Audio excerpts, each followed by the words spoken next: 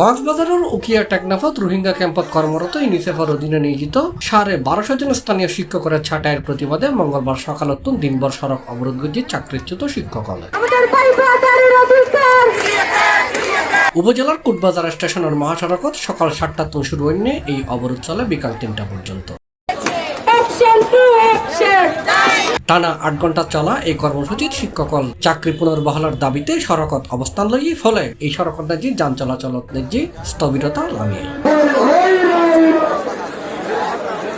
অবশেষে প্রশাসন ও আইন শৃঙ্খলা রক্ষাকারী বাহিনীর হস্তক্ষেপে পরিস্থিতির কিছুটা উন্নতি ঘটে। ঘটনাস্থলত উপস্থিত হয়ে উখিয়া উপজেলা নির্বাহী কর্মকর্তা আশ্বস্ত করছে শিক্ষক ছাড়াই বিষয়ে চূড়ান্ত সিদ্ধান্ত নেওয়া পর্যন্ত ক্যাম্পভিত্তিক ব্যাক রোহিঙ্গা শিক্ষা কার্যক্রম অনির্দিষ্ট হালনায় বন্ধ থাকে।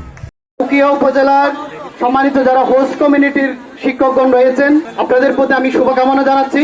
আপনারা জানেন, আপনারা যে আন্দোলন করতেছিলেন সকাল থেকে এখানে আমাদের নেতৃবৃন্দ আছে এবং উপজেলা প্রশাসন এসেছেন। আমরা জেলা প্রশাসন সহ RRRCর মিজান স্যারের সাথে আমরা কথা বলেছি। আপনাদের আবেদনের প্রেক্ষিতে, আপনাদের দাবির প্রেক্ষিতে আমরা RRRCর সাথে কথা বলে দ্রুত সিদ্ধান্ত নিয়েছি। আগামীকাল থেকে শিক্ষা সম্পর্কিত যত ধরনের প্রকল্প আছে ক্যাম্পের ভিতরে সবকিছু কি থাকবে, স্থগিত থাকবে। ততক্ষণ না পর্যন্ত আমাদের এই হোস্ট কমিউনিটির 4000 শিক্ষককে পুনর্ভাবে বহাল করা না হয়, তাদের সুবিধা যাতে নিশ্চিত করা না হয়, ততক্ষণ আমরা কি করব। এই সময় আর উপস্থিত আছে উখিয়া থানার অফিসার ইনচার্জ মোহাম্মদ আরিফ হোসেন, উপজেলা বিএনপির আহ্বায়ক সরোয়ার জাহান চৌধুরী, উপজেলা জামায়াতের আমির মাওলানা আবুল ফজল, এছাড়া সেনাবাহিনী, র্যাব এবং পুলিশ সদস্য আন্দোলনকারী আলোচনা চালায় যায়। কার্যক্রম বন্ধ, তোমাদের এটা সমাধান না হওয়া পর্যন্ত। এখন তোমাদের যখন কার্যক্রম চালু হবে, আমাদের যারা চাকরিচ্যুত হয়েছে এদেরকে বহাল রেখে চাকরি করতে আবার শুরু হবে। এই কথাটা সিটিতে আস্তে আস্তে প্রধান উপদেষ্টার কার্যালয় থেকে সময় লাগতেছে। এটা তো একটা একজন দুজনের স্বাক্ষরিত না।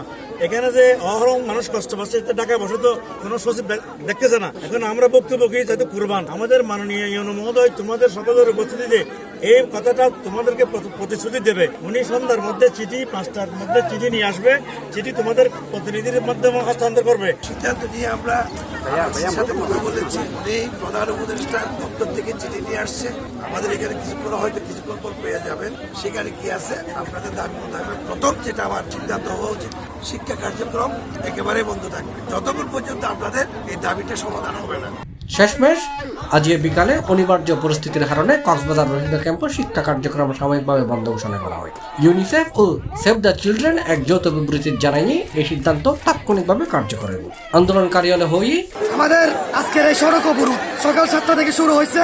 এটা যদি আমাদের কাছে যদি সমাধান না আসে, কক্সবাজার RRRC ডিসি স্যারকে সরাসরি এখানে আসতে হবে। এখানে এসে ইউনিসেফকে সিদ্ধান্ত দিতে হবে, আমাদেরকে পুনরায় চাকরিতে পুনর্বহাল করতে হবে। না হয় আমরা এখানে সারাদিন অবরোধ করবো, সারাদিন রাস্তাতে গাড়ি আটকাই দিব, কোনো যানবাহন এখানে চলাচল করতে দিব না।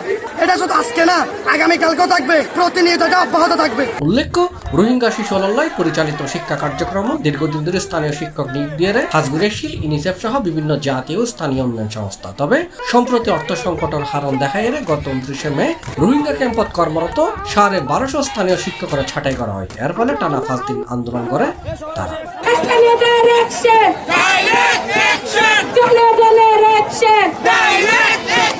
C+ TV, Chittagong.